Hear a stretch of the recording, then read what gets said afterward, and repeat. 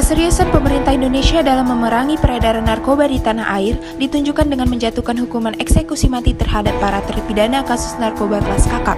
Meskipun mendapat reaksi keras dari negara yang tidak lagi menganut hukuman mati maupun negara yang warga negaranya masuk di dalam daftar hukuman mati. Tanggal 29 April 2015, pemerintah mengajukan eksekusi mati gelombang kedua kepada 10 terpidana mati, tapi 2 dari 10 orang itu yaitu Mary Jane warga Filipina dan Sergi Areski Adlawi warga Prancis ditunda eksekusi matinya karena proses hukumnya belum selesai.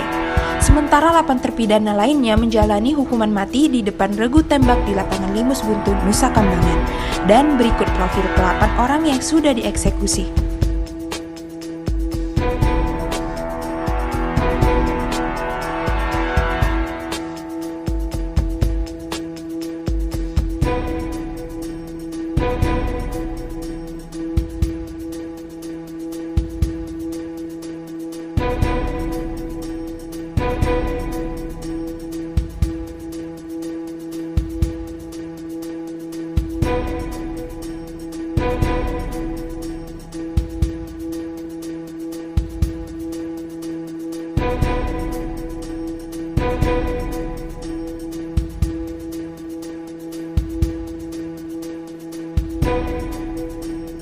Pemberlakuan dan penerapan hukuman mati selalu menimbulkan perdebatan antara negara abolisionis dengan negara redemptionis karena dianggap bertentangan dengan asas-asas kemanusiaan dalam konvensi internasional. Sedangkan negara yang masih menerapkan hukuman mati beranggapan bahwa hukuman mati dapat secara efektif memberikan efek jerah.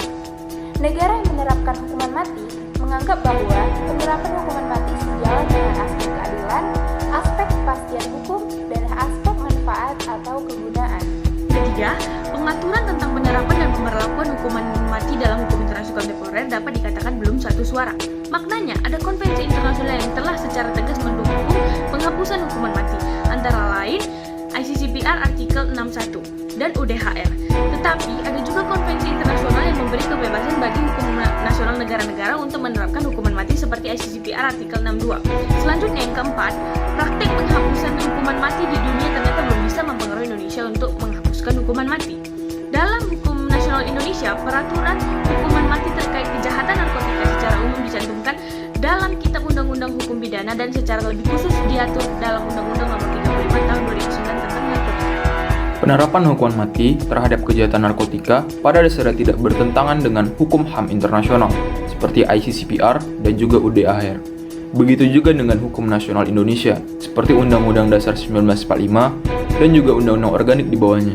Apalagi dalam studi HAM dikenal dan diakui secara umum adanya nilai partikular atau nilai relatif kultural yang mengandung arti bahwa penerapan HAM dapat dilaksanakan sesuai dengan nilai-nilai budaya, agama, dan ideologi dari negara masing-masing.